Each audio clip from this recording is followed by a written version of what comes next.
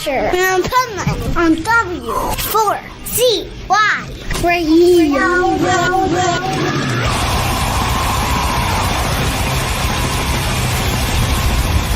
This is the Pipe Man here on the Adventures of Pipe Man W4CY Radio, and I'm here with our next guest. Oh my God, I'm so excited about this because one of my first really heavy albums is from this band. So I want to welcome to the show Dante from Venom. How are you? Hey, I'm all right. Thank you, Dean. Nice to see you. Good to see you. So we were talking about that before the show. Like, I didn't tell you about how I found out about Venom first. There was this record store in the San Fernando Valley in Los Angeles, and there was this record, and it was called Oz Records, and there was this record clerk. His name was Brian Slagle. And Aha, I know who he is. Yeah. And he had just started Metal Blade at that time. Yeah.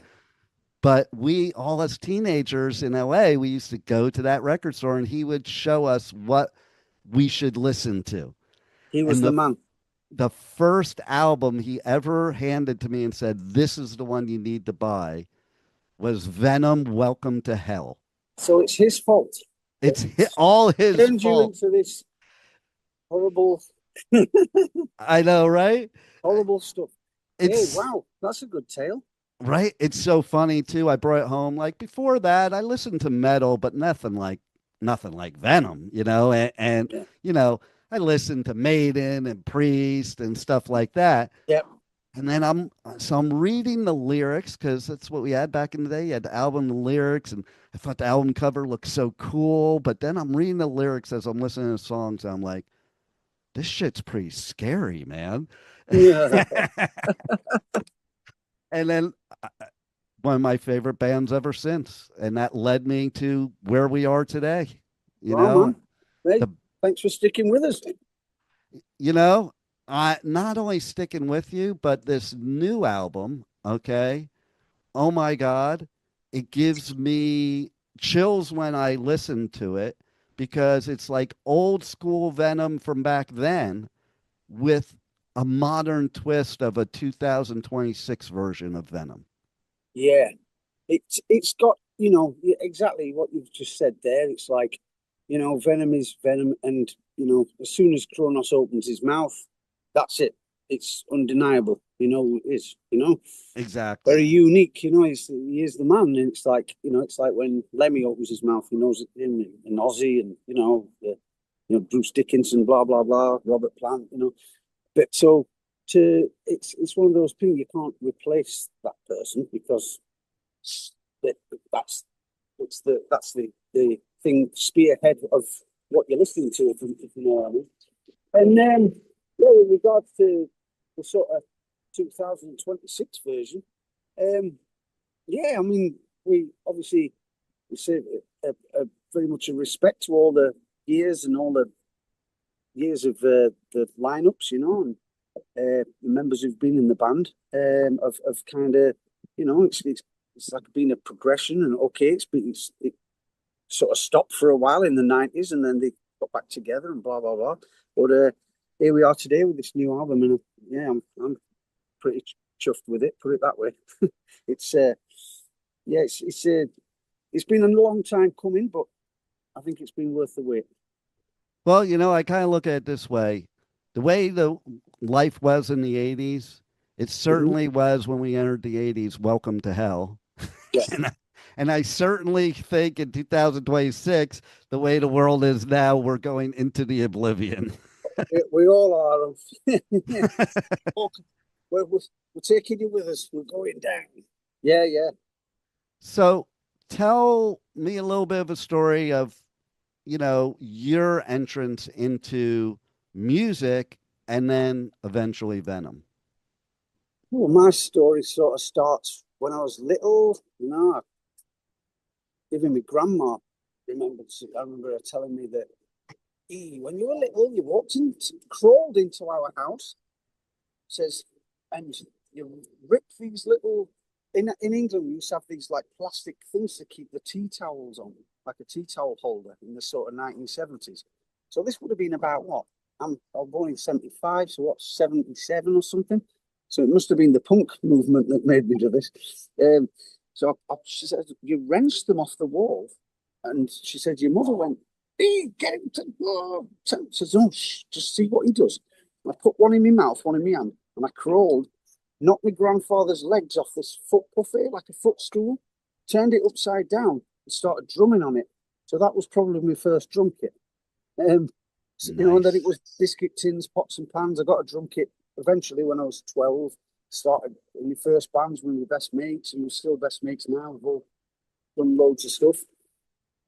Done loads of cover bands over the sort of 90s, 80s, 90s, and then I'm fortunate enough to join Tony Martin's band from Black Sabbath, who also featured Jeff Nichols, God rest his soul. And that was great, you know.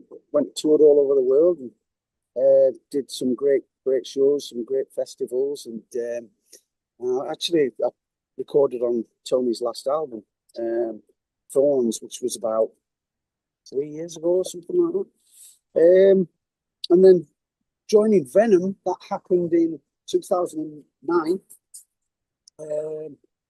Now that came about, I think, yes, it was sort of, I got emailed to go and audition, and I went and down, chatted, but I spoke to Cronos, came to my house first to sort of check me out and see if I was, you know, okay. Obviously passed that first test, and then we played the next day, just me and him, which was fun. And then, you know, prior to that, he sent me a few songs to learn and stuff like that, and then the next day the three of us played, and we got halfway through the first song and we stopped and just went, "Do you want in?" I went, "Yeah, all right." So nice. we shook hands and that was it. Yeah. And here we are. May 2009. That was, wow. I'm sure it was May, something like that. And here we are, 2026, brand new album, Into 17 Oblivion. years later. Yeah. Wow. So what's it like writing music now in 2026, opposed to way back? Sorry, say that again. What's it like writing music now in 2026 opposed to way back when? Writing it pretty much the same. It just comes from here, you know. Whatever you come up with, it can be a great idea, it can be a crap idea. You know, you don't know till you get together in a room and change the things, and you know, whatever your original idea can start there and end somewhere completely different, you know, or you use parts of your idea, or some of our ideas come from just jamming. We'll just hit record, you know, and a lot of it's just throwaway, and then we'll get some stuff where you go, wow, listen to that bit. We'll listen back, you know, sit and listen through all this music, and we'll find parts where we can go, let's base a song around this, or we could use that for a chorus, or do you know what I mean? So yeah, just experimenting. Key word right there. Experimenting is a key that's word. what it's all about. I think that's metal in and of itself. Like Venom originally was experimenting. There was nothing else like Venom. You know, it's funny because black metal has become such a big thing now, but really there was only one black metal band back then, and that was Venom. Yeah. Now there's shitloads. Yeah. Right. How does that feel to be part of the original, like the original black metal with how black metal is today? It's quite something, really, you know. It's very, how can I put it? You know, it's cool. It's very cool. Right. It's, you know, and yeah, you know, music is a thing. You know, some bands keep going or split up and he leaves or but this has been a real stable lineup. But to, you know, to be part of something that's had an album out all those years ago and spawned a genre of music is pretty special. So it's pretty cool, you know. And then, you know, Venom started as Welcome to Hell, and now in 2026 you're getting kicked out of hell. We're getting kicked. Yeah, they don't. We're that bad. They don't even fucking want us. I don't think we paid last month's rent. I think that's what it is. That might be it. That Could might be be it. So, one story, good or bad, in all your years with Venom, what would you say it is? What sticks out in your mind most of all? Good, bad, crazy, whatever. First one springs to mind is my first tour, which was South America. See you, mate. It was Mexico, Colombia, Chile, Argentina, and Brazil. And I remember it like it was tomorrow. Tomorrow? Getting a time machine.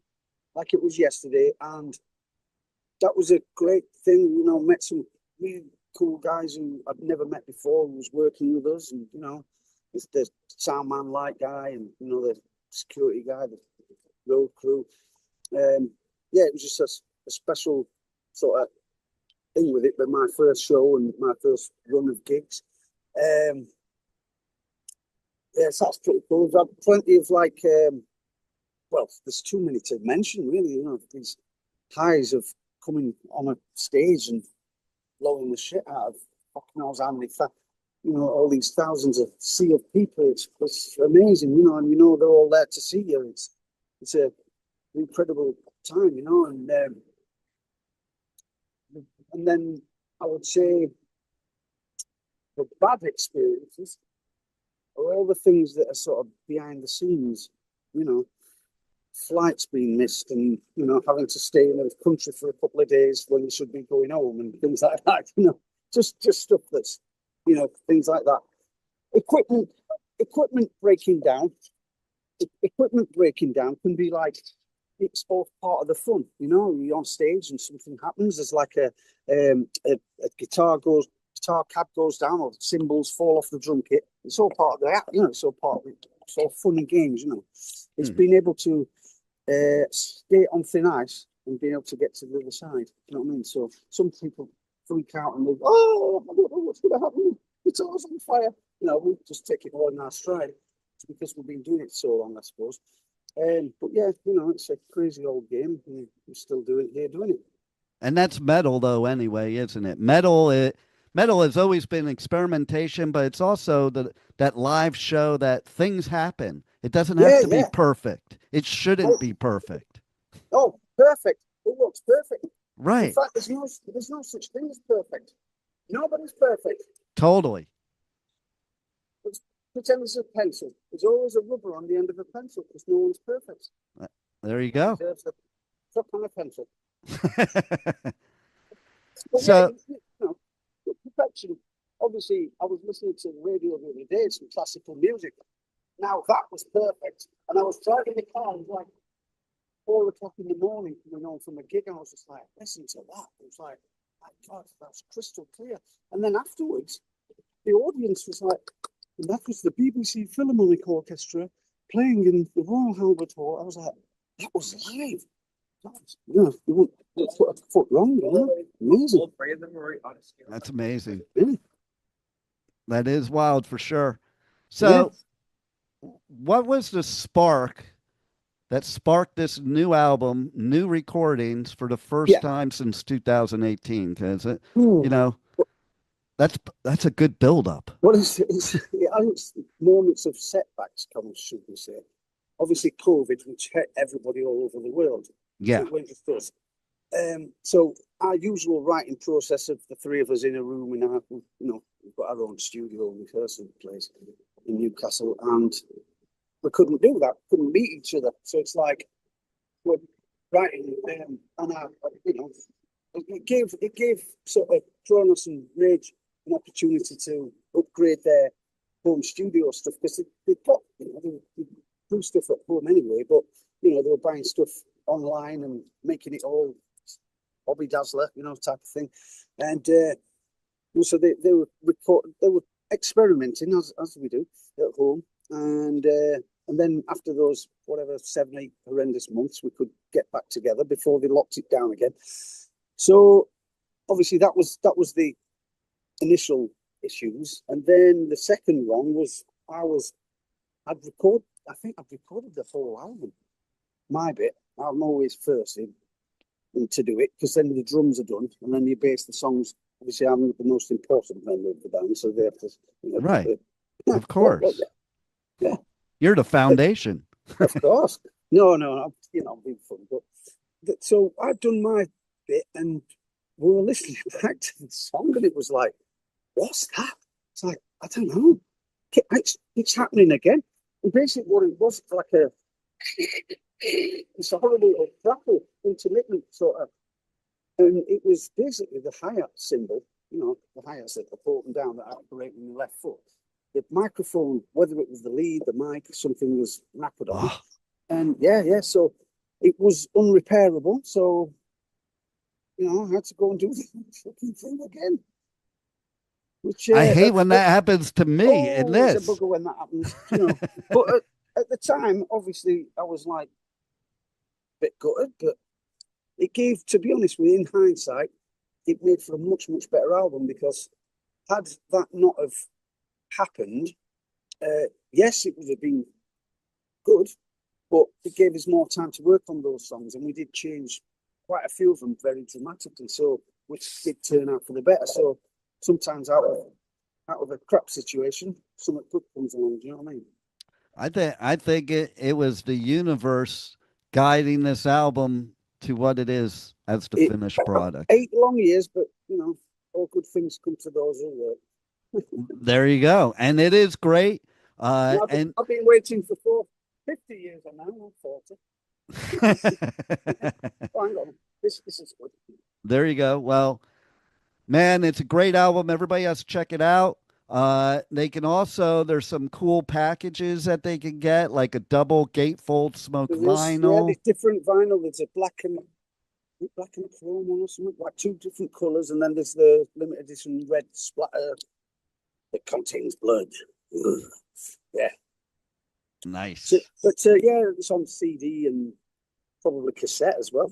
But funnily enough, I remember a few years ago on the last album, and it may have been 100 Miles to Hell when we did that single off, years ago.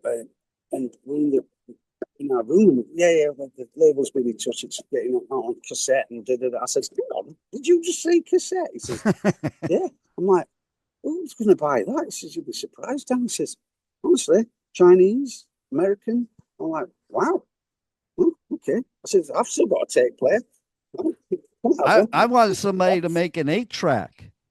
Yeah, I think we should go to 8-track or 78.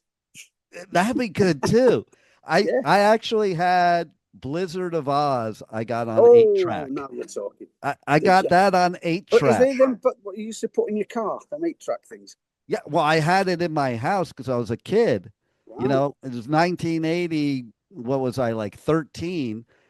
That came out. Well, was that 1980 when it came out? It came out in 1980. Wow. Right? What a record.